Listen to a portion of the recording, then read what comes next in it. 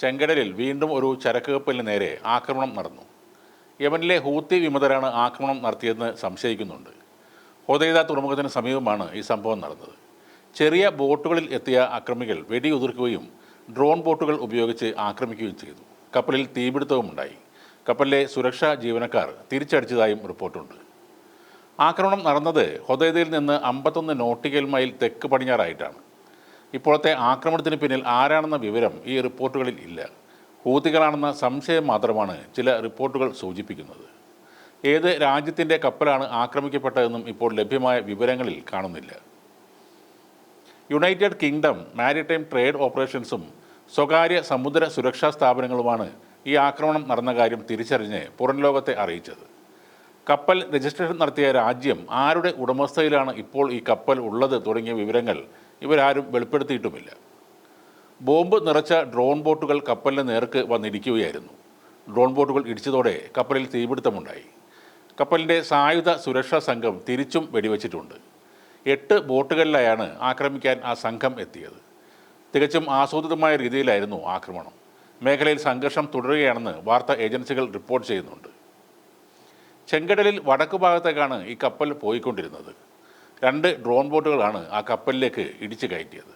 അതുകൂടാതെ 2 ഡ്രോൺ ബോട്ടുകൾ കൂടി കപ്പലിനെ ലക്ഷ്യമാക്കി വന്നുവെങ്കിലും അത് കപ്പലിലെ സുരക്ഷാ ജീവനക്കാർ പ്രത്യാക്രമണത്തിലൂടെ തകർത്തിരുന്നു.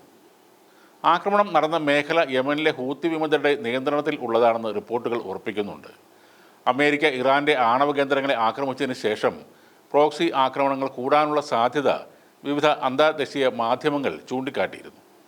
ഇറാൻ്റെ പിന്തുണയുള്ള ഹൂത്തികളിൽ നിന്നുള്ള ആക്രമണം കൂടുമെന്ന് നേരത്തെ തന്നെ രാഷ്ട്രീയ നിരീക്ഷകരും പറഞ്ഞിരുന്നൊരു കാര്യമാണ്. 2023 നവംബർ മുതൽ ചെങ്കടലിൽ ചരക്ക് കപ്പലുകളെ ലക്ഷ്യമിട്ട് ഹൂത്തികളുടെ ആക്രമണം സ്ഥിരമാണ്. ഇസ്രായേൽ ഹമാസ് സംഘർഷത്തിൻ്റെ പശ്ചാത്തലത്തിൽ ആദ്യം ഇസ്രായേൽ ബന്ധമുള്ള കപ്പലുകളെയാണ് ഹൂത്തികൾ ലക്ഷ്യം വെച്ചിരുന്നത്.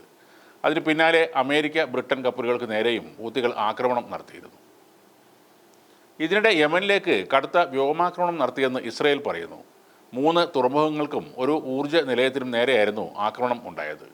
യമനിലെ ഹൂത്തികളുടെ ആവർത്തിച്ചുള്ള ആക്രമണത്തിന് തിരിച്ചടി നൽകുകയായിരുന്നു എന്നാണ് ഇസ്രായേൽ സൈന്യത്തിൻ്റെ വിശദീകരണം. ഹൊദൈദ, റാസ് ഇസ, സാലിഫ് എന്നിവ ഉൾപ്പെടെയുള്ള തുറമുഖങ്ങളും റാസ് ഖാൻഡി പവർ പ്ലാന്റും ലക്ഷ്യമിട്ടായിരുന്നു ഇസ്രായേലിൻ്റെ ആക്രമണം ഉണ്ടായത്. തങ്ങളുടെ യുദ്ധവിമാനങ്ങൾ ഹൂത്തികളുടെ അടിസ്ഥാന സൗകര്യങ്ങൾ ആക്രമിച്ച് നശിപ്പിച്ചു എന്നാണ് ഇസ്രായേൽ സൈന്യം പറയുന്നത്. 3 പ്രധാന യമൻ തുറമുഖങ്ങളിലെയും സാധാരണക്കാർക്ക് ഇസ്രായേൽ ഒഴിഞ്ഞു പോകാൻ മുന്നറിയിപ്പ് നൽകിയതിന് തൊട്ടു പിന്നാലെയാണ് ആക്രമണം നടത്തിയത്. എന്നാൽ ജനവാസ കേന്ദ്രങ്ങൾ ലക്ഷ്യമിട്ടായിരുന്നു ഇസ്രായേലിൻ്റെ ആക്രമണം എന്നാണ് ഹൂത്തികൾ പറയുന്നത്. തങ്ങൾ തന്നെ നിർമ്മിച്ച ഉപരിതല വ്യോമ മിസൈലുകൾ ഉപയോഗിച്ച് ഇസ്രായേൽ ആക്രമണത്തെ നേരിട്ടതായും ഹൂത്തികളുടെ സൈനിക വക്താവ് പറയുന്നു. തുറമുഖ നഗരമായ ഹൊദൈദയിൽ ഇസ്രായേൽ നടത്തിയ ആക്രമണത്തിൽ പ്രധാന വൈദ്യുത നിലയത്തിൻ്റെ പ്രവർത്തനം നിലച്ചതായും നഗരം പൂർണ്ണമായും ഇരുട്ടിലാണെന്നുമാണ് റോയിട്ടേഴ്സ് റിപ്പോർട്ട് ചെയ്യുന്നത്. വ്യോമ ആക്രമണത്തിൽ ഇതുവരെ ആളപായമൊന്നും റിപ്പോർട്ട് ചെയ്തിട്ടില്ല.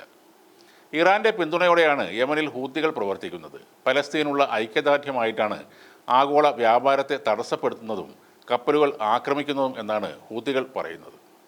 ഇറാന് നേരെ ഇസ്രായേലും അമേരിക്കയും ആക്രമണം നടത്തിയപ്പോഴും ഹൂത്തികൾ തങ്ങൾ തിരിച്ചടിക്കുമെന്ന് ഭീഷണി മുഴക്കുകയും ഇടയ്ക്കിടെ ആക്രമണങ്ങൾ നടത്തുകയും ചെയ്തിരുന്നു. ഇസ്രായേലിൻ്റെ എയർപോർട്ടിലേക്ക് ഹൂത്തികൾ മിസൈൽ ആക്രമണവും നടത്തിയിരുന്നു.